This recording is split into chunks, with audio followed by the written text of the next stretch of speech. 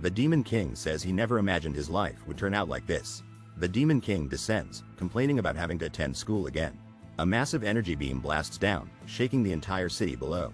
The hero leaps into battle, sword raised high, determination in his eyes. In the Demon King's glowing eye, the hero appears as a tiny reflection. The hero attacks, clashing with the roaring Demon King midair. Suddenly, the words, "I ended up fighting monsters," fill the screen. Energy bursts explode as the Demon King is hit, pain showing through. The hero lands, sword blazing, ready for another round against evil. The Demon King staggers back, still fierce, eyes glowing with revenge. Our hero battles a dark creature, sword glowing, refusing to back down today.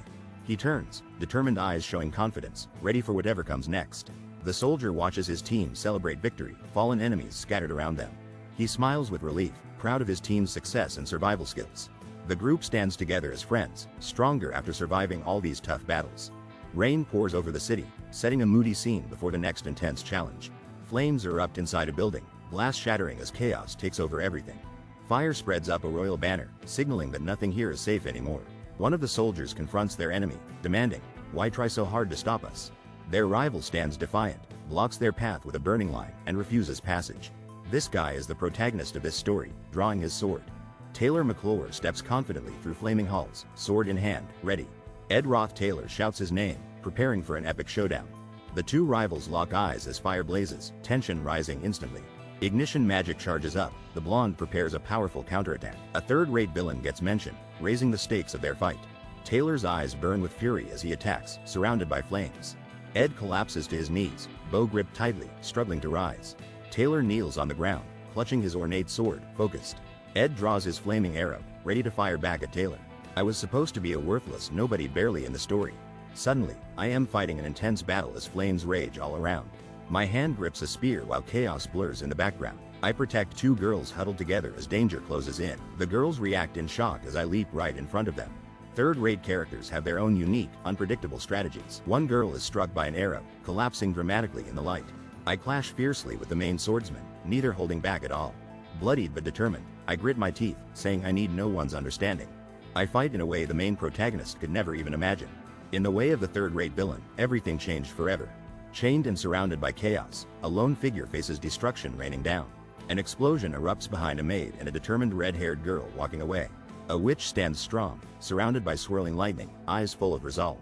A massive, dark dragon unleashes energy as flames engulf the world beneath. For the sake of reaching the end of this story, nothing will stop them. Bloodied and intense, the main character thinks, "I must." Lightning splits the sky, while the word, "survive," echoes through the stormy night. The ruffian son of a high-ranking noble family lives in luxury. Sitting in a grand office, he reigns over the academy like a king. Ed Roth Taylor is accused of serious crimes and fears being disowned. Ed feels like fate is mocking him as his name is announced. He's kicked out, his belongings thrown out, and thanked with empty words. For Ed Roth Taylor, everything he knew is completely over. Whispers spread fast.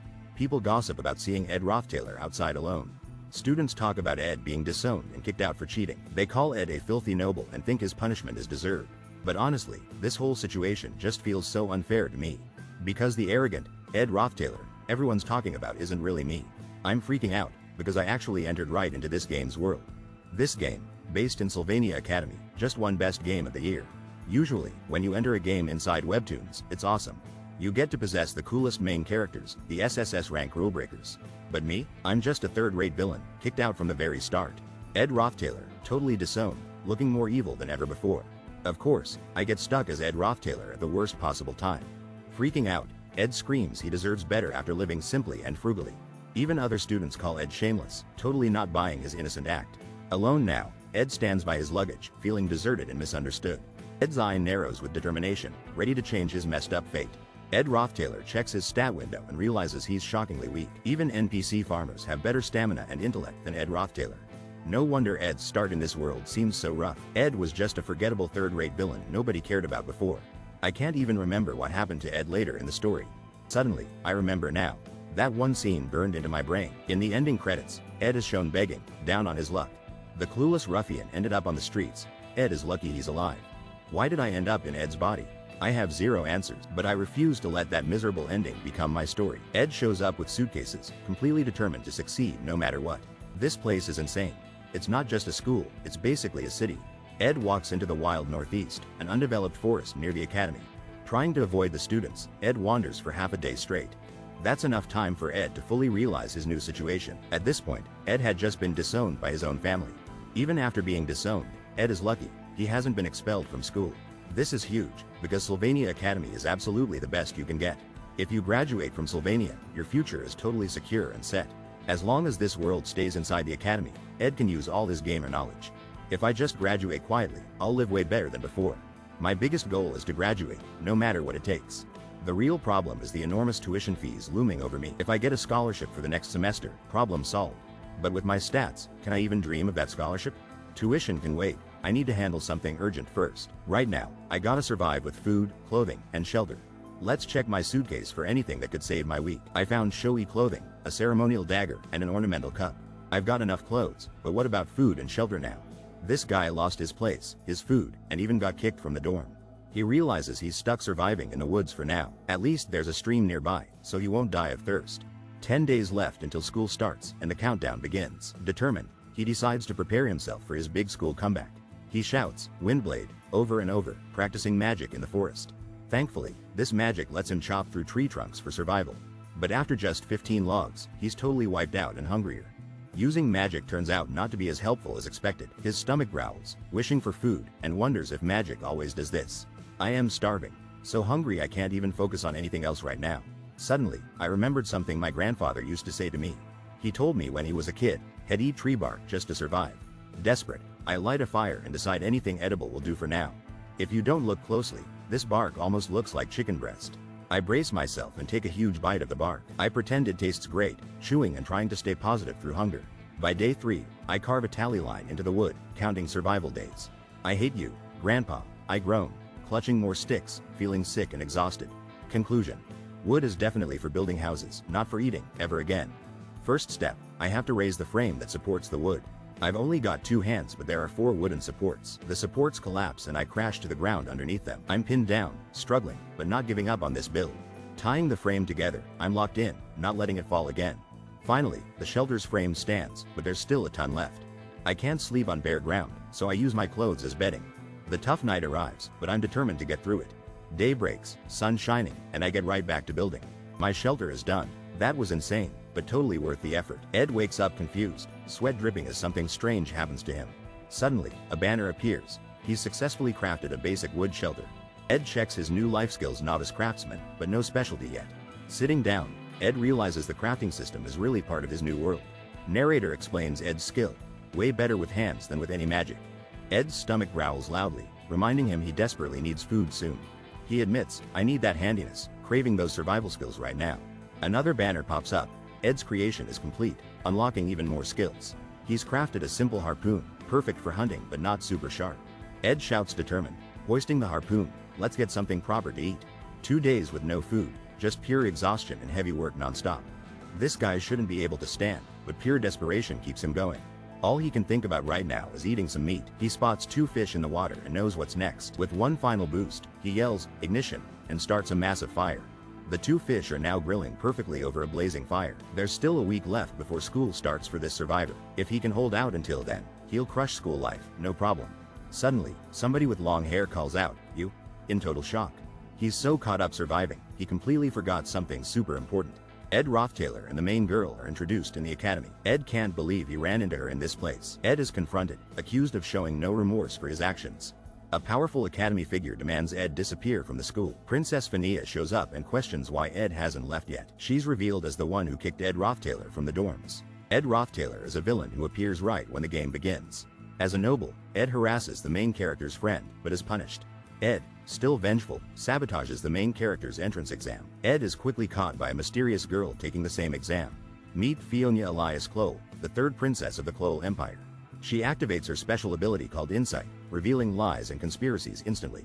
Ed Rothtaylor, making excuses, gets all his lies exposed by Fiona's insight. Everyone at the academy may hate Ed Rothtaylor for his actions. Ed gets chased out of the dorms, left with his suitcases outside. In the forest, Fiona finds Ed and demands, "What are you doing here?" Ed explains he's not expelled but was still forced out of the dorms. Fiona approaches Ed, declaring, "He'll keep my words short." With authority, Fiona yells, "Leave. I can't stand people like you here." While Ed's food burns, students accuse him of sabotaging others and dishonorable acts. This guy's life crisis isn't just about burned food, things are getting serious. Phoenicia's princess is furious and could actually kick me out of school. Since that's the case, it's time for a serious move. The guy warns the princess the sun sets soon. Where are her guards? He can't believe a royal princess would stroll through a creepy forest alone. The princess fires back, glowing with power, promising he'll regret threatening her. He looks confused and asks, "What do you mean threaten?" Kneeling dramatically, he insists, "I'm simply." The guy grins, hand to heart, trying to thank the princess. Her magic activates, eyes glowing, as she demands, "Thank. Explain yourself." Ed's words are confirmed true and Fania is totally shocked by it. A close-up shows Fania absolutely stunned. She can't believe the truth. Ed's family, the Rothtailers, are super famous, but hiding dark experiments. The main character thinks the Rothtailor family is basically doomed to ruin. Everyone from this infamous family will get imprisoned or face execution soon. But plot twist, Ed reveals he was completely disowned by his family. Ed's struggling with burnt fish, hungry and cold, but staying alive matters most. Looking forward, Ed thinks the situation might be good in the long run. Ed is confident and knows he must convince Fania without telling lies. If Ed fails, he gets expelled. Worse, it's literally game over for him. Ed spots the princess in the forest just before school starts. He realizes she's undercover for the Academy's class placement test. Professor Glast's quest challenges them to find magic beads hidden in the forest. Ed warns the princess Professor Glast's test is notoriously difficult and vicious. He says if she's Princess Fania, she must aim for top class A. She threatens to have Ed expelled but insists he'll fail without her help. Ed claims she'll never make class A without his guidance or advice. He even bets his place at the Academy on her success. Ed tells the princess to visit the lake at the forest's southeast edge. At the lake, she's told to find a giant tree on the grassy island. That tree is called the Marilda's Guardian Tree, and it's super mysterious. There's something glowing hidden at the base of the giant tree. The girl reveals the magic orb, her secret present left behind. Ed Roth's-Taylor was a total liar and a charlatan 3 days ago. But now, Ed Roth's-Taylor stands confident, ready to prove himself. The girl stands under the shining guardian tree, holding her discovery. The class placement test is finally over at the Grand Academy. Magic Professor Glast tells students to show all the beads they've got. The students happily show off their crazy collection of magical beads, but Glast announces they're all starting from Class F, regardless. This test isn't just about finding any magic bead, there's more at stake. Only students who found weak magic beads made it into Class A. Zix is the first student called out for this achievement. Next up, the instructor announces Lordell's name as a standout. Finally, someone who found the insanely strong hidden bead gets highlighted. The blonde girl is declared top of the class for her epic skills. But meanwhile, a defeated student sulks, his strength burned out. A new quest pops up: craft a simple, one-star crude fishing rod. Meet Phoenicia Elias Clole, the Empire's third princess, about to fish. Princess Phoenicia's keen insight was forged by seeing through lies from youth. Phenia's unique innate skill is born, giving her eyes a mysterious power. With her insight, no one can hide secrets, truth is revealed. But always uncovering the truth creates an even bigger problem ahead. This is why the prideful Princess Phania becomes the Princess of Love. After completely failing her class placement test, Phania faces a life-changing moment. Being placed in Class F, everything about Phania's destiny starts to shift rapidly. But if Phania, who controls the early storyline, finds the golden bead and moves up, the original story's events will fall apart and everything could shatter. Even if avoiding expulsion, he realizes his knowledge is now totally useless. At the top of the class stands Lucy Merrill, a true academic legend. The future might not change, but Lucy is determined to try anyway. Lucy's insight never fails, she's always able to see the truth. She confirms the bead is real. Ed Roth's-Taylor told the truth. Lucy grips the glowing bead tightly, weighing what to do next. She realizes this bead isn't a gift, but something else entirely. Princess Phania hid her identity to avoid special treatment and attention. She wanted to prove herself without relying on her princess status. Phania knew the bead would help her, but she couldn't accept it. Taking it wouldn't be an accomplishment, it wouldn't be truly hers. The Princess of Love title isn't a skill, but a righteous path. Ed Roth's-Taylor challenges the princess, insisting she'll never make it to Class A. The princess walks away, confident she'll uncover the truth either way.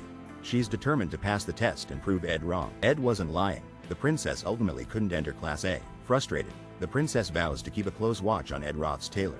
Now powerless, the princess realizes she can't change her situation anymore. Meanwhile, Ed joyfully catches a huge fish at the river. Ed's life is tough, waking early and sprinting to school every morning. Sweating, Ed looks up, determined, finally feeling like he's back for real. Ed stands proud among other students, officially back at Sylvania Academy. The school opening ceremony is about to start for everyone today. Students are praised for progress. Enjoy the food while listening to announcements. Whispers fill the room as students question Ed Roth's-Taylor's presence at the ceremony. Ed enjoys a delicious meal. This is his reward for coming out victorious. Ed Roth's-Taylor eats calmly, and people wonder if it's really him. The ultimate objective for everyone here is simple graduation. Girls whisper about Ed's transformation. He seems different yet eats very properly now. Ed says he has no big dreams, just wants to graduate like anyone else. Friends celebrate, planning to eat desserts and share vacation stories together. But something feels odd to this braided girl as she watches the scene unfold. She wished for nothing to happen, but now he feels so different. Today's the first day of school at the legendary Sylvania Academy. The headmaster welcomes everyone, hyping up the new semester and achievements. On the very first day, I ended up in the dean's office. I was almost expelled before even unpacking my backpack. Turns out Fania told the dean about me, but all good things. I barely avoided getting kicked out. Talk about starting strong. Now I have to be careful so the story stays on track. My combat abilities: novice fighter, specialty bow, proficiency still low. I've got basic magic, just enough for a typical Sylvania student. A bow is perfect. Mixing survival skills and magic, nothing beats it. If my skills grow, soon I can enchant arrows with magic formulas. But using spirit formulas is on a whole different level for me. The boy looks determined but clearly realizes his current limits. He suddenly spots a girl sitting under a giant, glowing tree. Meet Yannicka Faylover, top student and genius spirit sorcerer in school. Yannicka gives a focused, intense stare that could freeze anyone. Yannicka spots the boy and calls him the guy Marilda mentioned. Yannicka excitedly introduces herself, revealing she already knows Ed Rothtaylor. Yannicka teases Ed, saying she knows all about him already. She explains Marilda, the high-ranking forest spirit, told her about Ed. Yannicka teases about Marilda being nosy, talking about an unwanted visitor. The boy confesses he killed many and cut trees, feeling guilty. Yannicka tells him not to worry, that nature is all about balance. The boy wonders if even the big wild wolf has a soft spot. Yannicka looks surprised and curious after his comment. Yannicka laughs, smiling wide, and says it's totally unexpected, right? Yannicka suddenly says there's something she wants to show the boy. Yannicka shows something glowing in her hands, calling it cute and adorable. She asks if he wants to try touching it. The boy looks confused. The boy thinks to himself about becoming friends with Yannicka, hesitating. The girl tells the boy she can't see spirits, or rather, she can't. Pink-haired girl looks shocked and questions, "You can't see spirits?" The boy confirms, leaves to get food, and tries to leave quickly. He thinks to himself, only following the storyline offers a real advantage here. Yannicka Faylover, an important character, is someone he must avoid at all costs. The girl watches the boy leave, uncertain and deep in thought about him. The girl's eye glows red, hinting she's not as ordinary as she seems. The boy is watched and someone guesses the wild wolf might have a tender heart. Someone says, "Just as you said, Marilda. He's a really fascinating guy." The girl stands by a giant spirit wolf, wondering who this mysterious boy is. I tried to be kind, but he only answered with, "Yep, geez." The pink-haired girl says goodbye, hoping they'll meet each other again soon. She looks at a shining tree, determined to figure things out herself. The map shows the crazy long distance between his shelter and the student area. He runs at full speed every morning to barely make it to school on time. To win the scholarship, he works hard and studies using every resource available. On his way home, he scrubs his sweaty clothes in a stream, completely exhausted. Before sleeping, he checks his supplies, firewood, water, lunch, only sleeping 4 hours. But the real problem isn't lack of sleep. Something else bothers him more. He finally confronts the girl spying on him, asking why she's following him. Ed is shocked Yannicka knew, but she says it'd be stranger if not. Ed Rothtaylor shouts he's the worst hooligan. Why does Yannicka keep hanging around? Ed gets serious, saying that's just how others judge him. Yannicka calmly smiles and says she doesn't even know Ed yet. Ed remembers Yannicka Faylover always acts this way, staying true to herself. Yannicka might look innocent, but she's secretly fiercely independent. Ed thinks about Yannicka's future, knowing he can't just smile back. The truth hits. Yannicka Faylover is hiding a massive secret. Yannicka Faylover is actually the final boss of Act 1. Of all people, Yannicka is the only one who gives Ed a smile. Destiny brought us together, so can you help me out here? The pink-haired girl perks up, excitedly asking, "A favor?" Shirtless and desperate, the blonde guy admits he's a mess, disowned and broke. The girl's face freezes as he suddenly asks, "Can you give me some money?" She quickly tries to explain, insisting she'll pay back, asking, "How much?" Yannicka wins a scholarship every year for being the smartest in class. But her success hides the truth. Without that scholarship, she can't even attend school. Yannicka lives on a small ranch, and her greatest challenge is always money. The word money echoes as Yannicka stands uncertainly with the boy outside. Yannicka tries to laugh it off, apologizing, "Sorry," as the mood crumbles. Yannicka Faylover got completely cut out, and things just got serious. 3 days later, the story picks up under a bright, open sky. The blonde guy decides he's done with important characters, keeps to himself. He's determined to be careful so the story doesn't get derailed again. Our main character works hard, building a shelter alone in the woods. He keeps working on his stick and leaf hut, trying not to attract attention. Meanwhile, everyone still talks about the class genius that even professors admire. Suddenly, he's shocked because this new character is an even bigger deal than Yannicka. Lucy Merrill, the sleepiest and most powerful genius, enters the story out of nowhere. The guy freaks out, yelling, "Why is Lucy Merrill sleeping here of all places?" The boy wonders why the mysterious girl is in this mountain valley. Confused, the boy asks what he did, but she says, "Not you." The girl points, claiming a giant wolf as big as a house is there. The girl says the wolf is talking to the boy, not her. A massive glowing wolf spirit emerges from the trees, silent but powerful. The boy listens closely as the wolf spirit begins to speak directly. The spirit's message is clear: save Yannicka at all costs. The boy repeats the spirit's haunting message, unsure what "save Yannicka" means. The girl keeps pointing, but the boy looks helpless and lost for answers. Alone in the woods, the boy thinks, "I can't see anything." As doubt grows, "I thought I'd finally gotten rid of Yannicka, but she's back again." Another problem. Lucy is just sleeping here in the middle of nowhere. I yell at Lucy, telling her not to go back to sleep. Wait, something's not right about this entire situation with her. Lucy uses space magic to jump everywhere, just like a street cat. She can nap anywhere, clock tower, rooftops, you name it, she finds sunlight. My hideout is deep in Arkan Island's forest, supposedly super hard to find. For Lucy, nowhere is too remote. She just enjoys the cool river breeze. Lucy claims it's the ultimate napping spot for anyone wanting to skip class. Looks like I've got to accept my fate. No getting rid of her nap habit. The next day begins with clear skies and a bright sun overhead, setting the stage for another unpredictable confrontation. The blonde guy is stressed out, desperately searching for a plan that works while the pressure mounts. He realizes the witch uses crazy magic just to crash here and nap, not even caring about consequences. He completes a basic snare trap, rated only 2 stars out of 5, but at least it's something. The witch wants to eat the bait, but blonde guy firmly tells her not to. She's unbothered by his warnings. She eats it anyway, ignoring all logic, so he knows she'll keep coming back for more bait.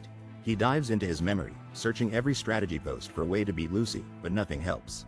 No matter what, there's never been a way to defeat Lucy. She's unstoppable, a true force of chaos.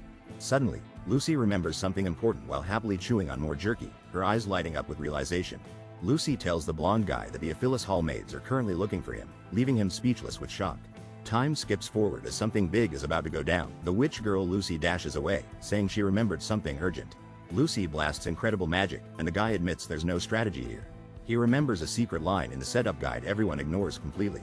Turns out Lucy runs from carrying maids literally every single day. The guy smirks confidently, calling Lucy Merrill out of the competition.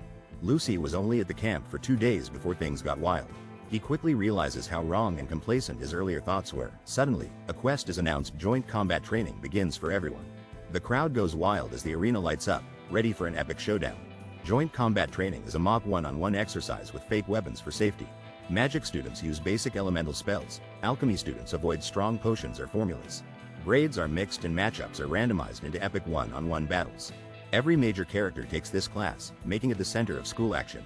Legendary students like Princess Fania, Lortel, Jajka, Lucy, and Clebius join the event. But the main spotlight always lands on the story's protagonist. Taylor, known as the failed swordsman, is about to take the stage. Is Taylor's match finally coming up? Everyone's holding their breath. Someone already knows the results and isn't watching the matches closely. All duel winners are first years, just like the protagonist Taylor. Yannicka Failover shows up energetically, greeting Ed with a cheerful hey. Ed cannot believe Yannicka is so happy after he asked for money. Yannicka is excited about the match list, but Ed seems completely uninterested. Ed suddenly realizes in shock that he actually has to fight as well. Ed stresses because, in the original story, he should be expelled by now. Ed looks at the match sheet and can only say, no way. Ed discovers his opponent is none other than Princess Fania herself. The announcement starts, calling Lucy Merrill to prepare for the duel. Next student is Taylor McClure, and Ed reacts with pure disbelief. Taylor McClure confidently declares he will perform to the best of his ability. Right now, it doesn't matter who I'm fighting, I have to watch Taylor. I was Taylor for lifetimes, experiencing countless endings and unforgettable losses. The journey restarted every time, making me hit play again endlessly. Out of every possible path, not a single one was easy. I'm set on living my own life, but Taylor, I'm rooting for you. Suddenly, an announcement asks if there's a student named Lucy Merrill here. The announcer requests Lucy Merrill to approach for a practice match. Where did she go? Lucy is hiding, completely passed out beside the backup podium. Someone grabs Lucy's cheek, shouting for her to wake up because it's her turn. If this match doesn't happen, it's trouble. This inspires Taylor's first sword moment. Taylor McClure complains about being hungry and asks for beef jerky again. It's a battle. Our contestants are about to go head to head. Lucy Merrill, top of the class, is totally chill and yawning. Taylor McClure steps up, looking ready for his first ever duel. Taylor has never held a sword before, but he's swinging now. Turns out, Taylor is the protagonist destined to become a legendary swordsman. He slashes right through Lucy's lightning speed magic attack like a pro. Lucy is caught completely off guard by Taylor's unexpected move. The spell Lucy believed would land gets blocked right in front of her. Shocked, Lucy counters with a powerful intermediate lightning strike. As Taylor closed in, Lucy stood unfazed, ready for battle. A massive burst of magic completely overpowers Taylor on the spot. Lucy is disqualified for using intermediate level magic, making Taylor the winner. The crowd recognizes it instantly. Truly, this was a legendary scene. The referee calls out, "Okay, the match," and signals everyone to be ready. Starts now. The announcer's voice echoes around the arena, starting the duel. Taylor charges with full determination, yelling, "Here I go," into the fight. Lucy launches a huge magical attack, filling the arena with energy.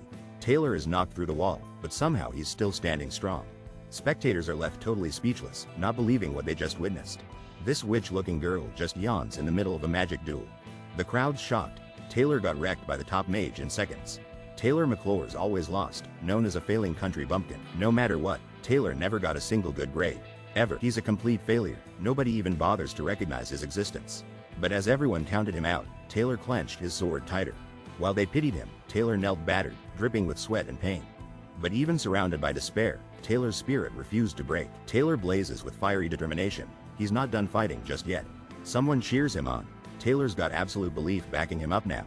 The swordsman's shout inspires everyone as he charges down with determination. This was the moment that touched the hearts of all the students. Emotions ran high. Lucy Merrill is called out and her eyes widen in shock. The announcer reveals Lucy is about to unleash lightning magic. Lucy's eyes focus, determination burning as she readies her next move. Lightning magic surges from Lucy's staff, crackling and pulsing with power. The lightning spell blasts forward, colliding dramatically with the opponent. The student opponent screams as Lucy's magic overwhelms him. The lightning forms a huge, roaring beast, erupting toward the stunned student. Taylor gets blasted by a massive swirling tornado of magical energy. A surprised blonde student watches a powerful burst erupt right beside him. Shocked, the blonde student looks on as someone is pinned high against a balcony. The blast explodes again, while the blonde thinks, not lightning magic. A mysterious witch, Lucy, is revealed as the true wind magic master. The crowd goes wild as the referee announces, Lucy Merrill is the victor. Taylor collapses to the ground, defeated and completely out of energy. The blonde student stands frozen, realizing Taylor actually lost the duel. Taylor silently walks away, shoulders slumped, as friends stare after him. Wow, this is going to be a big problem. We definitely can't leave him alone. Using the wind spirit's magic, Lucy gains automatic protection from sudden attacks. Lucy wants Jerky and learns she and Marilda were originally separate entities. Lucy gets stronger by contracting with Marilda after joining my side. Combat training begins between Ed Roth's Taylor and Princess Fania Elias Cole. Princess Fania confronts Ed Roth's Taylor, recalling something from their last encounter. Tylee is determined to win, picking up the sword with new confidence. Someone is shocked, eyes glowing with determination as the fight unfolds. Tylee loses because of me and Ed Roth's Taylor's presence at Sylvania. I call out to Tylee, knowing action is better than doing nothing. Tylee turns around, ready to face whatever comes next in Sylvania. Your efforts will definitely pay off, so don't give up just yet. Tylee's heart is shattered, but he knows he must work harder now. Walk proudly, you did good. Your opponent was just too strong this round. Don't let this setback get you down, there's more to come. You should be the one to step up and face these challenges. Emperor Clole reveals Foyemsia was born with God's blessing and unique insight. Her ability, insight, lets her detect lies, an invaluable skill among royals. In a dark abyss, Foyemsia honed her insight as protection from harm. Princess Fiona can be totally confident in her self-developed ability now. The imperial family hides darkness, but even seeing truths, Fiona pushes forward. The Princess of Love lived her life pretending she didn't know the truth. A mysterious boy asks for mercy, and the princess can't look away. The princess responds, politely asking him to go easy on her too. Whispers spread about Ed, accusing him of being unfair and manipulative. The princess admits to herself that the rumors about Ed are true. Ed Roth's Taylor abused his position, making juniors uncomfortable and embarrassed. He was even caught cheating and altering tests when things failed. Everyone believed Ed was always this shady, even before all this. But something about Ed feels different now, something no one else sees. The princess, watching thoughtfully, wonders what's truly changed in Ed's heart. Is that really all you've got? This challenge just got personal. Determined eyes focus as she recalls the desperation from earlier. The boy in red says, don't let something like this break you. That desperation wasn't fake. Everything that happened before was 100% real. The arena is set, the crowd is silent. Let the combat officially begin. Someone stares intensely, saying, Ed Roth's Taylor, you confuse me so much. The girl steps forward, wielding icy blue power, ready to end this duel. Magic erupts as she shouts, I'm coming, and tells herself, start with one. Ed Roth's Taylor shoots into the air. He only uses wind and fire magic. Ed's eyes sharpen, How will you react? Let's see you handle this. This epic battle is about to reach its jaw-dropping finale. Stay tuned. She unleashes a powerful water attack, determined to erase her feelings. The blonde girl, looking stunned, raises her hand, totally caught off guard. The mysterious man crashes into the wall, defeated in just one strike. Bruised and beaten, the mysterious man admits his defeat without holding back. The blonde girl is shocked, demanding answers from her unexpected opponent. She realizes her opponent didn't even try to block the devastating water ball. The crowd explodes, calling Princess Fiona awesome for her refreshing victory. The defeated man bows respectfully, admitting he learned a lot from the fight. Princess Fiona suspects something deeper, her eyes narrowing at that mysterious man.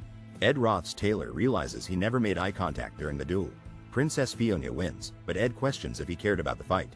Is now really the right time for a duel? Ed reminds himself to be cautious when dealing with Princess Fiona. Princess Fiona is an important figure in this whole scenario, but Tylee is actually the most important main character here. Ed frantically searches the halls, asking where Tylee disappeared to. A sharp voice calls out Ed Rothsteller's full name, shocking him. Princess Fiona appears upset, demanding to know why Ed's alone. Princess Fiona interrogates Ed, who nervously avoids giving real answers. Someone shouts, "What do you mean? Learned a lot?" Looking really surprised.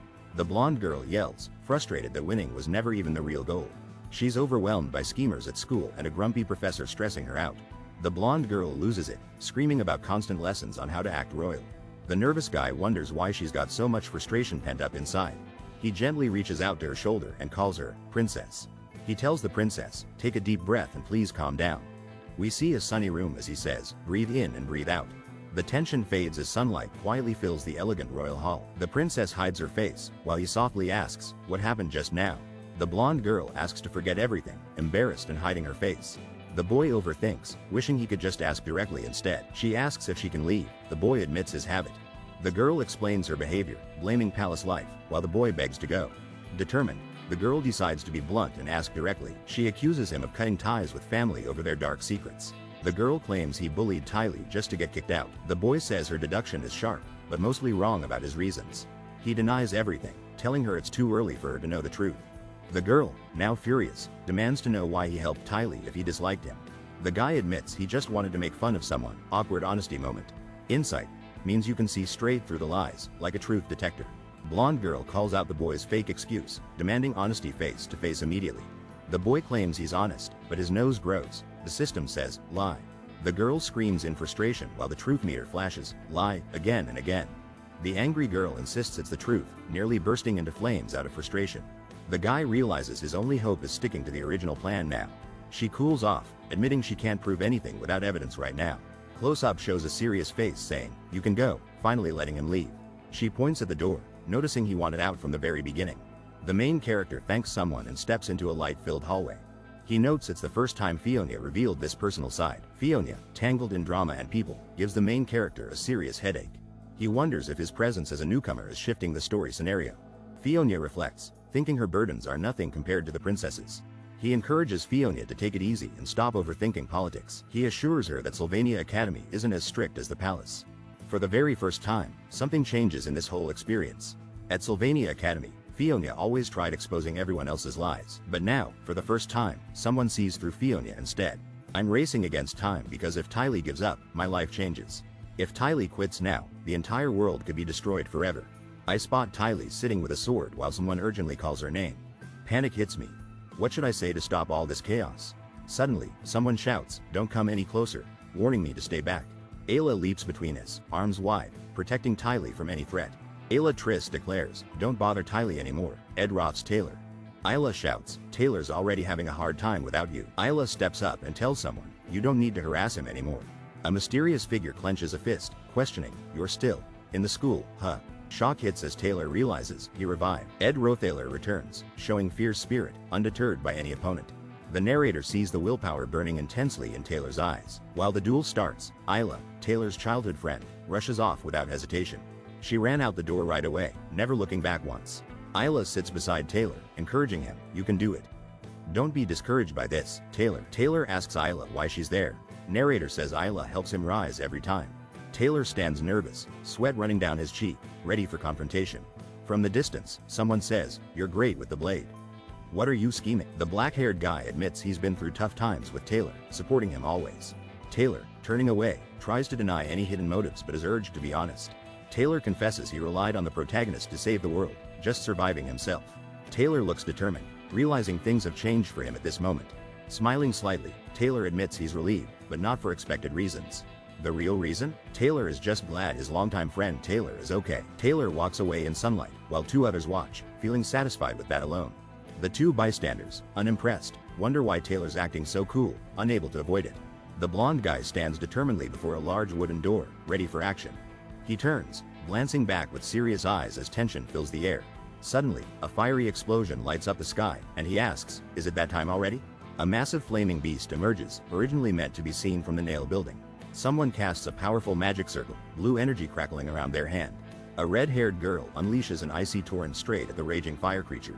The ice freezes the beast mid-attack, displaying incredible magical strength in battle. The flaming monster bursts out of the ice, roaring even more fiercely. Spirit sorcerer Yannicka Failover steps forward confidently, ready to spar in the chaos.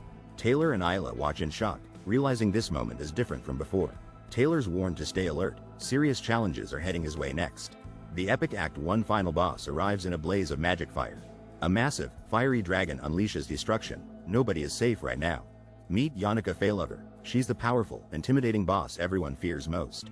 Yannicka celebrates victory, surrounded by cheering classmates amazed by her skill. Yannicka smiles, humbly thanking her classmates for all their congratulations. Yannicka pushes through the crowd, announcing an emergency for a passing patient. As someone is rushed away injured, Yannicka's name gets more praise than ever. Everyone calls Yannicka the strongest sophomore, but she looks uneasy and tense. In this timeline, Lucy defeats Taylor, changing the story from the original version. Yannicka Failover is celebrated as the protector of past enrolled students' pride. Yannicka already had friends, but this incident will make things crazier. Walking away, Yannicka is determined, and someone wants to see her at camp. Time flies. 2 weeks have passed since the joint combat training began. Finally free of distractions, I can focus on surviving and studying hard now. My stamina stats are increasing, and my body feels better every single day. I remind myself, it's way too soon to relax or get careless. Suddenly, a blushing girl peeks through her hands, surprised and embarrassed. She asks if Ed likes being naked. He explains he just came from fishing. She thinks the place is great, like a secret base, full of adventure. Yannicka sits by the fire, wanting to talk and ask for advice. The blonde guy is shocked, questioning why she'd ask him for advice. Yannicka brings up the combat training, saying he might have missed what happened. A red-haired girl lies injured, and Yannicka admits she hurt someone. The blonde guy remembers the opponent using forbidden intermediate magic in the match. Yannicka doubts herself, wondering if she went too far in that fight. She wonders if she should apologize, but her friends say she wasn't wrong. The blonde guy says to apologize if she truly believes it's the right thing. Yannicka is described as a second-year student that everyone treasures and loves. Whenever Yannicka feels doubt, everyone rallies around her, supporting and taking her side. Yannicka realizes it's comforting to have someone supporting you unconditionally, even when hurt. Still, knowing someone supports you doesn't fix all the past mistakes. Ed gets praised for always acting with integrity and not blindly taking sides. Yannicka tells Ed he never just takes her side no matter what. Ed replies that he can't help if his honesty offends her at all. Yannicka assures Ed she isn't offended and remembers how he's changed since last year. Yannicka may be cheerful, but she pays close attention to everything happening. Even in tough times, Ed never seemed desperate, he always kept his distance. Yannicka actually finds Ed's honesty and reserved side very reassuring deep down. Yannicka wishes everyone in the world could be as genuine as Ed. The girl remembers Ed as her source of comfort by the fire. Fireflies dance under the night sky, filling the air with calm. The next day arrives with a bright morning over the Grand Academy. Someone walks down a hallway, shoes echoing on the patterned carpet. The blonde student starts to panic, realizing this is serious trouble. The game is famous for hard early bad endings that stump newbies. In the placement test, saving a girl from kobolds triggers a twist. If you discover the Golden Daughter's secret, Taylor gets kidnapped. Bad ending 3 pops up. Taylor has been assassinated. Game over. Teaming with the Golden Daughter and skipping Isla leads to tragedy. Isla falls off a cliff. Taylor was supposed to rescue her but failed. If you protect the Golden Daughter, Taylor is burned by fire spirit Tarkon. Ed hears someone calling out, but he knows he has to run. Ed faces a red-haired girl who questions why he's ignoring her. Ed stubbornly states he'll keep ignoring her, revealing a determined rivalry. The red-haired girl is revealed as Lortel Ketchelin, Golden Daughter and heiress. Lortel smiles, offering to buy 2 hours of Ed's time, known as Newbie Crusher. Lortel Ketchelin is secretly assigned the role of hidden hero in this story. Lortel starts as a villain, but her true motivations come out much later. Players must decide between Fania and Lortel after understanding Lortel's pain. The red-haired girl worries about Lortel's intentions as the blonde guy leaves. The red-haired girl pleads to help, but the blonde guy remains skeptical. She chases after him, insisting, "See," but he looks unconvinced. The red-haired girl flatters him, calling him an inspiration despite his struggles. She jokes about his arrogance, but laughs it off like it's nothing major. Confidently, she offers 3 gold coins as a down payment for help. She asks if he's close with Senior Yanaka lately, searching for information. The blonde guy looks surprised as she requests his help to befriend Yanaka. He realizes 3 gold coins are a fortune for some, contemplating her offer. The blonde guy accuses her of using money to buy friendships and connections. The blonde boy tells the red-haired girl to keep it for now. He thinks having more allies on his side is crucial to win. The blonde guy realizes the red-haired girl already understands his strategy. She knows she'll battle Princess Fania for control of the academy. She knows the only way forward is gaining more allies now. The blonde boy offers his hand for a strategic handshake alliance. The red-haired girl accepts, ready to play this political game hard. For the wealthy, poverty is so crushing it breaks their hearts completely. But for the desperate, even small money can cause utter downfall. Some end up selling pride and families, trading everything for a gold coin. Preying on desperate people is shockingly easy, but that's not always true. The red-haired girl stands alone, realizing things didn't go as planned. She hoped it would be easy, coins in her bandaged hand prove otherwise. Smirking, the red-haired girl finds the turn of events genuinely amusing. Ed walks away from the gate, leaving the red-haired girl behind him. Ed clenches his teeth, thinking things could have been easier if he succeeded. It's disappointing, but Ed knows things could have been much worse. Horrified, Ed imagines dealing with both the newbie Crusher and Yanaka. He must avoid any action that changes the original storyline at all costs. That night, the academy is peaceful. Lortel Ketchelin isn't humiliated by Ed. Yanaka is surprised when she spots Senior Yanaka entering the room. Lortel shows up unexpectedly and comments on Yanaka's new hairstyle. Lortel's ambition is fired up. She plans to win Yanaka over.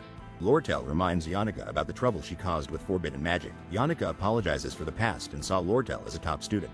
Lortel admits her actions left wounds and mentions the heavy price paid. Lortel reassures Yanaka, but secretly wonders how to use her guilt. Lortel is surprised as Yanaka brings up her talk with Ed. Yanaka looks embarrassed and says spirits struggle to stay out of business. Yanaka is surrounded by many colorful spirits, joking about their constant chatter.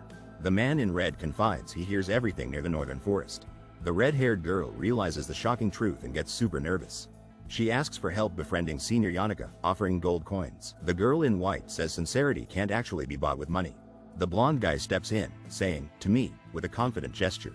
He holds the same gold coins and claims Ed's approach feels genuine. Yanaka, the girl with braids, wonders if she acted too smug as a senior. Lortel tells Yanaka she needs to prepare a spirit contract, more support lately. Yanaka realizes she was wrong. She's nothing like fairy tale main characters. Yanaka remembers Lortel and admits she's not clueless about the world. Someone apologizes for hurting a friend while hinting at dark secrets. The pink-haired girl hopes for recovery, always keeping a cheerful vibe. The red-haired girl struggles to keep her composure, saying, "This is hard." The red-haired girl suspects something is off with her friend's behavior now. She realizes her friend looked strangely on the edge, not herself lately. In front of the Yanaka failover door, resolve kicks in. "I gotta work harder." Yanaka confides in herself that it feels nice when people expect good things. Outside, fresh laundry hangs in the sun, with a rainbow overhead. A white-haired character cringes, complaining the laundry still smells bad. Chaos hits as a blonde guy panics, yelling, "I just hung them." I turn around, startled, and nervously ask, who's there?" Belle Maya, the senior maid of Aphilis Hall, appears carrying a basket. Belle Maya is the same maid who kicked me out before. She recognizes me, mentioning Lady Yanaka and knowing I am staying here. Belle is surprised to see I'm living in such rough conditions now. She claims it's a good change, but I'm super confused right now. I can't even focus on Belle's words. My attention keeps drifting elsewhere. The maids of Aphilis Hall are legendary for their elite work and skills. Belle's basket probably holds rare forest ingredients only a pro could collect. Foraging secrets like these aren't in any books. They're seriously next level. The blonde guy wonders if Belle Maya's story could change everything. Belle Maya tells the blonde guy he can talk casually with her. Belle Maya is shocked by something the blonde guy said. The blonde guy refuses to look down on Belle Maya and smiles. He suggests they become friends since they're both extras in life. Belle Maya explains which wild berries, mushrooms, and herbs are safe to eat. Together, they gather a basket overflowing with fresh food and ingredients. The blonde guy crafts a fish farming net to upgrade their food supply. Now he's got plenty of fish and meat. His survival just got way easier. He uses a mysterious device to light a fire, ready to cook everything. The magic user sparks a fire, preparing for something epic with his skills. He reveals he's mastered fire ignition and wind blade, both at level 10. Crafting some herbal tea, he boosts his survival with simple ingredients. He drinks the herbal tea, confident in his magic and routine. Staring at the sunset, he's finished all his work before nightfall. "If I'm honest, this feels easier than I expected today." The magic user grins, admitting he's actually having some fun out here. Suddenly, he notices a strange bright star sparking confusion and curiosity. An explosive beam of light crashes down, shattering the peaceful moment instantly. The magic user is thrown into chaos, tumbling from the forceful magical blast. This guy crashes through debris shouting, "What on earth?" totally confused by chaos. Smoke clears, revealing wreckage everywhere. He mourns, "My precious camp." Lucy appears in a crater, dazed, saying, "That just about killed me." Lucy, our hero can't believe Lucy almost died. She's supposedly the world's most powerful mage. Lucy trembles, muttering, "Belle Maya," while he wonders, but she's a good person? Flashback. Belle Maya is freaking scary, fist clenched, ready to go full rage mode. Lucy explains, everything happened so fast she literally teleported away in panic. She sits by a giant hole, admitting, "I thought it would hurt," both looking serious. The blonde guy, shivering, nervously asks about Miss Belle Maya approaching. Lucy asks about Jerky as he yells, "You ruined everything," baffled by her wild life. The white-haired girl realizes she's not using any protective spells and feels pain. She admits she ran out of all her magic, completely powerless now. The girl glares and challenges, questioning if the other person really thinks so. The angry boy promises payback for his destroyed house, looking super intense. Someone yells while mountains fade, threatening vengeance for Miss Belle Maya. Deciding to rebuild, the boy vows to make a sturdier, real wooden house. He dives into researching construction tricks in the library, planning every last detail. He's bleary-eyed, realizing it's closing time after marathon studying for hours. The pink-haired girl sees his effort, surprised by how hard he's been studying.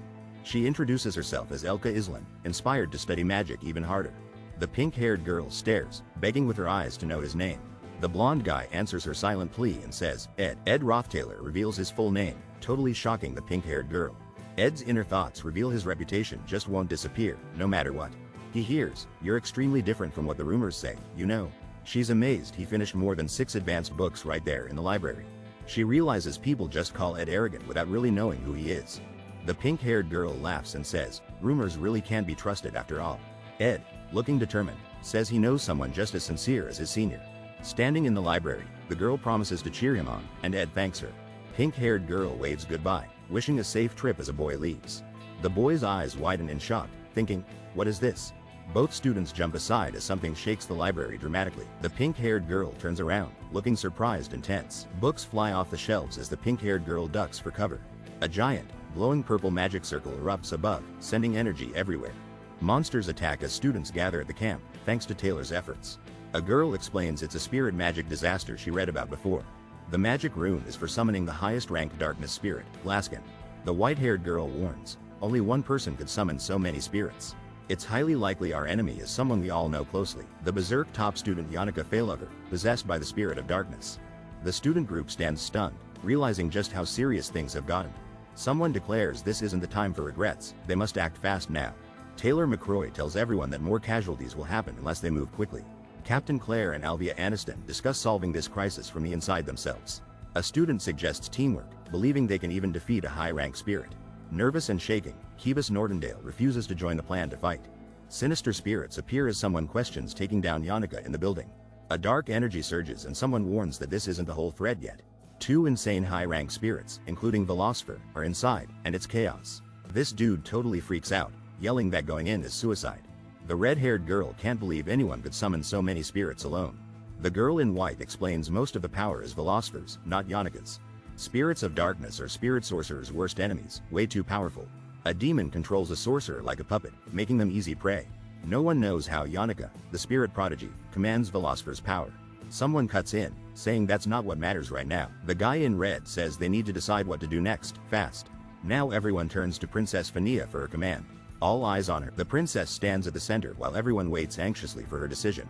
She remembers a guy's laid-back comment echoing in her mind right now. "Whatever I face isn't as tough as your burden, princess." She thinks, how great would it be if decisions were that simple? With resolve, she declares, "We'll enter after an hour. Only I, my guard Claire, and the top students can go in." The princess steps forward confidently. "I'll take the responsibility myself." Claire reports, "Princess, we're done checking the teaching area employees." A worried student says, "The hall and potion archives are striking, won't join us." The princess realizes, we're the only ones left to take action now. Someone shouts, "There is one," setting off a sudden sense of urgency. At the library, a worried student explains their apprentice librarian friend is inside. Someone urgently reveals the apprentice's name is Elka Islan. Another student reacts in shock, confirming their classmates learning about grimoires. Jix panics and vows to rescue Elka, knowing she's defenseless right now. A girl warns Jix the student library is far and Yannicka is the current problem. The group tries to trust the sophomore student in the library for now. The blonde girl presses, confirming there should be another student inside too. The tension rises as Jix demands to know what a classmate is hiding. The purple-haired girl stammers, finally whispering the name, Ed. Ed Rothy Taylor appears with glowing eyes, shocking everyone in the room. A girl explains Ed stayed late at night, making others uncomfortable. The group looks uneasy as rumors spread about Ed. Elka doesn't care. Two boys are stunned to see Ed and question his actions in the library. A blonde girl nervously calls out to Jix, clearly alarmed about Ed. The blonde girl steps between them, demanding everyone wait and listen. She insists, despite everything, there must be more to this situation. A giant glowing magical symbol appears in the sky over the academy. Students and a knight stand outside, watching the magical event in disbelief. The blonde girl tries to reason with the group, hoping for understanding. The villain lurks in the shadows with a dangerous, intense glare. Elka stands firm while chaos erupts and someone else braces for battle. Three monstrous blue creatures charge forward, ready to attack anyone ahead. If he touches so much as a hair of Elka's, appears in bold warning. The blue monsters are knocked back by a powerful energy attack from above. A furious hero charges, shouting, "I'm going to beat you to a pulp, Ed Roth Taylor." The story of Jix, the spear of grass, is honestly unbelievable. Someone inspects the ground, realizing an adult male was just here moments ago. A mysterious figure with intense green eyes scans the area, preparing to strike. A deer wanders while the hunter locks eyes and thinks, "Got him." The northern grasslands are wild, untouched by any empire's control. In this savage world, you survive only if you fight fiercely every day. Jix leaps down toward the deer, ready to prove his deadly skill. Jix, from nomadic roots, masters survival in a land ruled by the strong. Separated from his family young, Jix knew nothing about abandonment or home. Jix never figured out his past, but learned to behead before reading. Before he learned to buy goods, Jix scavenged supplies from the roadside. The villagers gossip about Jix, calling him a descendant of barbarians. Rumors swirl, some say Jix people eat human flesh, living like beasts. The pink-haired girl eagerly asks the mysterious Jix for his name. Jix hesitates, then quietly tells her his name is Jix. She says, "You know, Jix," with a gentle, reassuring smile. Laughing, she tells him he's like a wolf walking on two legs. That's the moment Jix realizes something important about himself. She watches in surprise as Jix recalls life roaming the northern prairies. Worried, she asks, "Are you okay, Jix?" As he grows quiet, Jix scavenged for food alone, abandoned, surviving like a little wolf pup. The day he met his first friend, Jix realized true loneliness. Jix admits he lived a lonely life, never knowing what he missed. Elka and her dad brought Jix into their loving, welcoming family. Jix starts chasing the fast-paced, exciting life of civilization. With new friends, delicious food, and magic, Jix's wild past faded away. Elka gives Jix a haircut, marking his transformation from wolf pup to man. For Elka's sake, Jix faces terrifying, powerful wolf-like enemies head-on. An epic battle erupts, with Jix unleashing everything to protect his family. People are talking about Roth Taylor, but Jix already knows the rumors. Angrily, the main guy declares he would gladly become a beast again. Sinister rumors spread. He cheated, insulted a princess, and harassed juniors. The main character sprints down a long hallway with determination and urgency. He looks over his shoulder, eyes narrowed, sensing trouble ahead. Ed Roth Taylor sits injured, surprised, and asks, "Oh, who are you?" The guy grabs Ed, demanding Elka's whereabouts. Ed reveals her location. Ed calls out Elka. As the other rushes off, urgency in the air, bursting into the room, he yells, "Are you okay, Elka?" Elka lies curled up on the couch, scared and shaken as he approaches. Relieved, he clenches his fist and quietly whispers, "Thank God." This guy is stressed out but super thankful to even be alive. He suddenly starts putting the pieces together, eyes narrowed in thought. The man realizes these massive bookcases are stacked to shield Elka. There are blackout curtains blocking out whatever spooky things outside. He places his hand on a desk covered with strange chalk writing. The writing says, "Don't panic, stay put, and block the entrance tonight." A note says, "Think of your safety above all, don't do anything dumb." From above, you see the room is set up as a fortress for Elka. He finds blood on a coat and realizes it definitely isn't Elka's. Bloody footprints lead out the door into the blinding light beyond. Despite being wounded himself, Ed didn't even care about his injuries. Ed, exhausted, sits under a statue, determined to protect Elka no matter what. Ed Roth Taylor is revealed as the one who risked everything for Elka. Ed realizes how close he came to failing his mission. 3 hours earlier, chaos erupts with books flying everywhere in the library. A voice shouts HYAH. As sunlight streams through the shattered window, Ed supports an injured girl, relieved his regular training helps right now. Ed sees a glowing rune outside, recognizing the start of the Glaskin showdown. Ed convinces himself Taylor will handle it, avoiding places packed with key characters. Ed clenches his fist, determined not to let the future change at any cost. Time is running out, so I'm building a shelter to survive. As I plan to study all night, something suddenly feels off. What makes Yanika's powers stand out is this unique ability. She grows her spirit stats quickly by connecting deeply with spirits. Meeting spirits is Yanika's gift, while I can't even see them. Materialized Berserk Spirits attack, and Yanika starts firing back. Suddenly, I'm thrown into this wild, incredible event with energy. I can barely keep up. The speed is absolutely mind-blowing. Fueled by spirit power, I burst forward yelling, "Thanks for the meal." My magic reached new levels, but I was just one step away. I pushed my spirit powers to the limit. Any more would be dangerous. Senior Ed found me bruised and couldn't ignore what happened to me. With no need to lie, I admit I was training hard. Ed laughs, doubting my story, thinking only naive humans would buy it.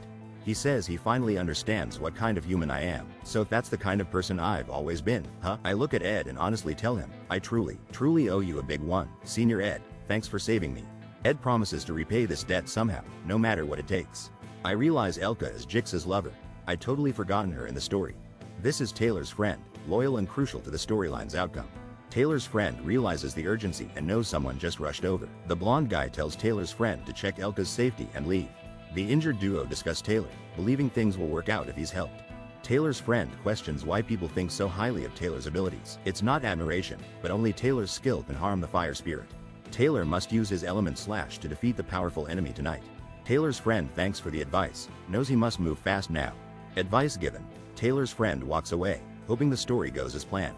Suddenly the blonde guy realizes something's off and thinks, wait a minute? Jix is questioned about why he isn't friends with Taylor yet. In their duel, Taylor impresses Jix, and they finally become friends. But then, the story's timeline shifts a month earlier than expected. Suddenly, intense magical energy erupts and threatens everything around them. Because of this, Jix never becomes Taylor's friend after all. Taylor can't learn element slash, leaving the raid team helpless now. The massive dragon Tarkon appears, and nobody on the team can hurt it. The battle with Tarkon spirals out of control as everything falls apart fast. The raid team regroups at the student center, desperate for a new plan. Jix bows his head, apologizing and vowing to make up for mistakes. The raid team fails their invasion attempt. Everyone's exhausted and defeated by the loss. One member insists on re-invading, another struggles with a badly injured leg. Claire begs Princess Fania to let him stay. She reluctantly empathizes. Their retreat was successful, but Claire and top student Clebius are both injured. The princess is desperate, suggesting they eliminate Tarkon with their remaining forces. The team regroups, tension high as they contemplate their next move together. Princess Fania worries, realizing the summoning ritual is nearly complete and time's running out. With no other choice, the leader announces the team will be split into 2 squads. The determined new leader promises, I'll take charge of one side myself. Repeating his plan, the new leader says, let's split the raid party into 2. The group spots Ed Roth Taylor, and everyone turns, shocked and tense instantly. A sword-wielding student asks Ed if he's joking, clearly upset and confused. Another guy interrupts, urging Clebius to let Ed explain before reacting.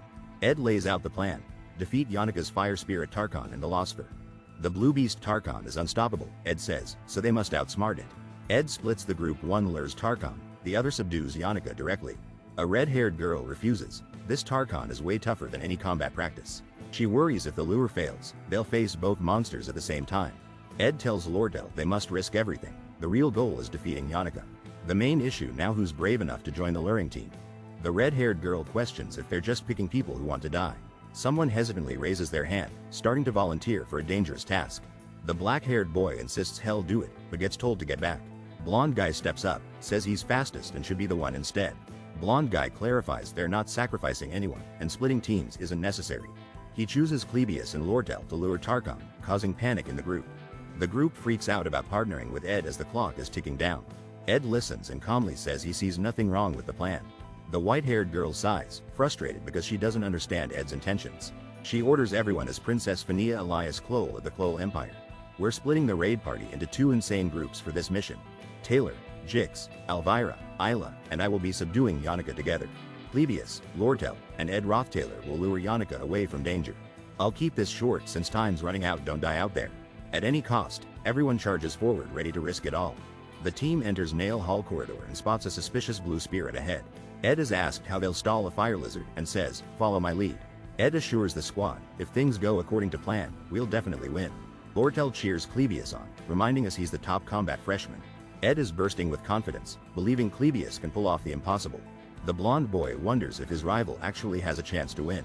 A blue beast's claw slams down, signaling a fierce opponent's arrival. Yannicka Failover, a blue monster, guards the combat training grounds fiercely. Blonde girl says she came here inspired by the princess's strong leadership. Dark-haired girl thinks she's brave since she isn't facing this alone. With new courage, she dashes forward, ready to face the danger ahead. Suddenly, a wave of blue energy surges as the monster attacks fiercely. Panicking, she realizes the battle begins and wonders how to lure him. She's startled by mysterious figures appearing while she plans her next move. The blue monster appears right behind her, catching her totally off guard. Clebius is terrified as a fierce dragon looms menacingly right behind him. The dragon chases Clebius, shouting about betrayal, while he desperately runs away. Alone in a courtyard, Clebius screams his hatred for everyone in this world. Lortel exhales deeply, calming herself before carrying out the plan. The blonde student tells Lortel it's over. Clebius is trapped for their ambush. Lortel smirks, called out for wanting to sacrifice Clebius, and denies it's true. Lortel insists Clebius is an amazing student, incredibly tough and super resilient. Lortel is told the success of this operation depends entirely on her efforts. Outside Nail Hall, Lortel prepares. Securing entry and scoring a big hit matters. Lortel conjures magic shields, warning not to judge Clebius based only on rumors. Ed Rothtailor encourages his friend, saying everyone doubts but she's skilled. The girl charges toward a massive threat, determined to blow it up. An explosion rocks the building, sending debris and shockwaves everywhere. Chunks of stone crash down, smoke rising from the destruction everywhere. The girl stands before a mysterious, glowing purple sphere in the ruins. Her classmates rush over, demanding, "What are you doing?" With a brave smile, the girl answers, "Gotta go in." She remembers blowing up Nail Hall's ceiling with forbidden magic before. She realizes that's why Ed Rothtailor left this mission to her. She thinks, "You're an amusing guy, Ed Rothtailor." The mysterious girl says the entry path is set and heads forward. Close up on her eye, she wonders what's left for them. A blue dragon chases a running girl as someone screams revenge. The red-haired girl explains that she and Clebius must handle Tarkon. A terrified man flees as the dragon Tarkon closes in behind him. The blonde boy states Tarkon can't run, he must be captured. Attacks fail against Tarkon's shell, recalling no one could even scratch him. The boy reveals a secret weapon to deal with Tarkon's shell, gather mana. He dashes rapidly down the hallway, trusting Lortel's plan was right. Lortel unleashes an icy attack as her ally charges into the fight. Without elemental slash, these two are about to face disaster alone. Suddenly, a massive and furious dragon bursts onto the battlefield. The blonde guy drops in, ready for a last-second save. He's sweating, determined. What we need is overwhelming firepower right now. He finds a witch girl napping, totally out cold during the chaos. There are barely any challengers who go for every achievement condition, but I've done these impossible missions so many times it's routine. He hauls the sleepy witch, totally confused by her epic nap habits. Lucy naps on rooftops when her shelter gets wrecked, out of the story loop. Yannicka's sick, and Belle Mai is really annoyed because of the situation. Lucy uses all her magic and collapses, knocked out from exhaustion. Suddenly, Lucy wakes up and sniffs the air, shouting about beef jerky. Someone reveals a bundle of shiny, delicious beef jerky to tempt Lucy. Right now, she doesn't have any options left in this wild game. Lucy is force-fed the beef jerky and told to eat every single piece. She can't be picky anymore, she has no choice but to eat it all. A dark figure holds Lucy while announcing the target is the flaming fire lizard. Lucy wonders if she'll hit the mark, joking about past military experience. Shouting, "Everyone, get down!" Lucy is thrown headfirst towards the action. Suddenly, a blazing fire lizard erupts onto the scene, ready to cause mayhem. The girl yells, calling someone mean and expressing her frustration loudly. Down below, a dragon confronts two figures while a man watches anxiously above. A bolt of magical lightning strikes, targeting the dragon and the two figures. The scene explodes with bright, overwhelming power, engulfing the dragon completely. Two kids are caught in a shield, screaming as magic erupts around them. The determined guy grabs a railing, bracing himself as chaos breaks out. He focuses intensely, realizing everything is riding on this one moment. Tarkon, the fire spirit, is known for his nearly unbreakable shell protection. But after Lucy's high-rank magic hit, Tarkon's tough shell finally starts breaking. Now everyone's attacks can finally hurt him, and there's huge express to gain. Now that I've come this far, I'll take what I can too. A determined man charges forward with power radiating from his fist. Yannicka's mom gives her a loving hug and says she's proud. Yannicka's friend beams, telling her, "I am proud to be your friend." The teacher says only Yannicka showed real skill in combat exercises. Without Yannicka, this teacher's second year would have been terrible. Yannicka is surrounded by dark energy and floating shards, looking powerful. Yannicka's foot bleeds as she stands on broken, glowing shards. A huge burst of blue energy erupts, shaking everything dramatically. A group in red uniforms appears, ready for action. Everyone's here. The girl covered in chains greets everyone with a chilling, sinister smile. Suddenly, a huge demonic dragon appears, towering over the ominous girl. The dragon releases a burst of purple energy as people watch in fear. A wounded character narrowly escapes, hoping Dawn will end this nightmare. Despite the chaos, someone is relieved they arrived just in time. The demon attacks with burning magic, forcing the group into desperate action. The blonde guy asks where Lucy is, hearing she's exhausted nearby. The group tries to finish the demon off themselves as Lucy sleeps. They decide to slash the demon's throat, arguing who should strike. The chosen one freaks out, doubting if he can finish the job. The red-haired girl pledges to end the monster, betting everything on success. She feels the weight of those big words pressing down on her. Facing a fiery monster, she says risking lives isn't just a gamble. The blonde guy turns and says confidently, "This is an investment." The girl smirks and declares, "Investment? That's my area of expertise." He admits he likes her better than the arrogant royal princess. As magic forms, he recognizes her risking her life for him. Surrounded by giant ice shards, she promises to risk her life in return. Ready for action, she steps forward, saying, "Here I go."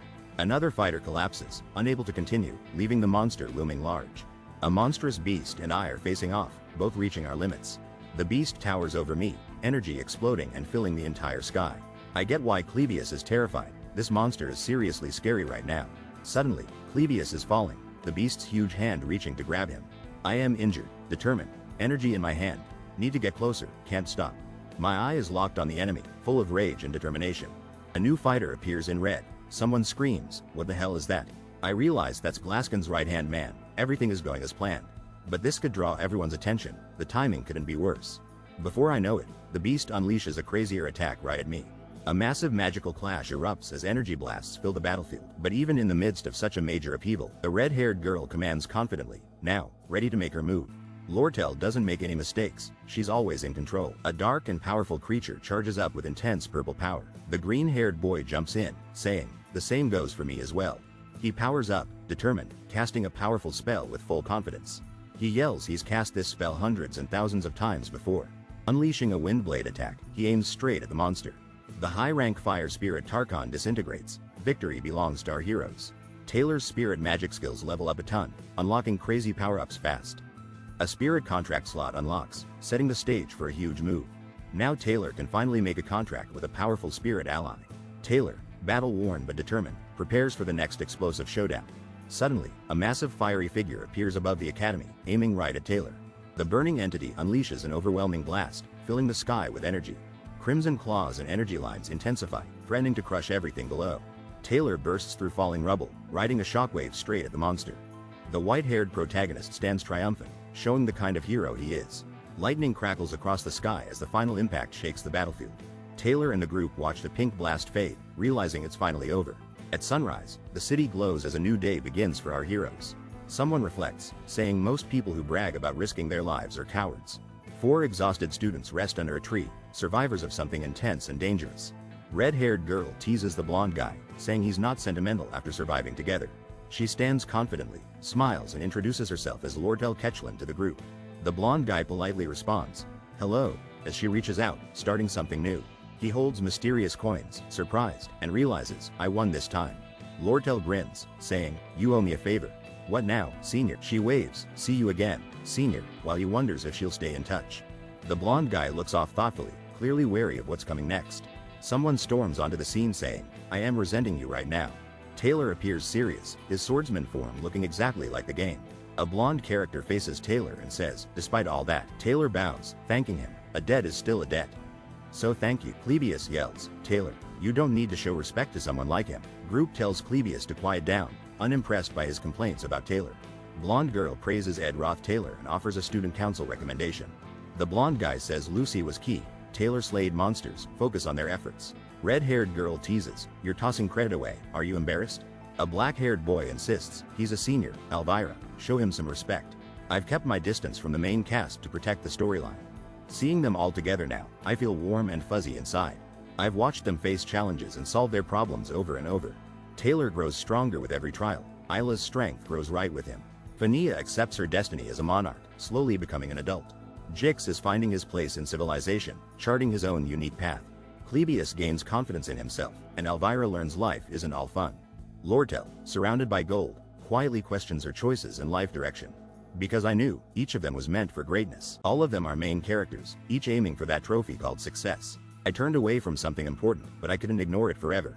Hands holding a mysterious large stone, tension fills the air instantly. The blonde guy bolts out as the stone is thrown away, chaos everywhere. He enters a shattered, Grand Hall, determined to investigate what happened. A strange cabinet dominates the scene, as if hiding something sinister inside. The blonde guy nervously opens the cabinet, realizing something feels seriously wrong. His eyes sharpen with determination. He knows he must uncover the truth now. Inside the cabinet, a wounded girl grins, hinting she's been hiding all along.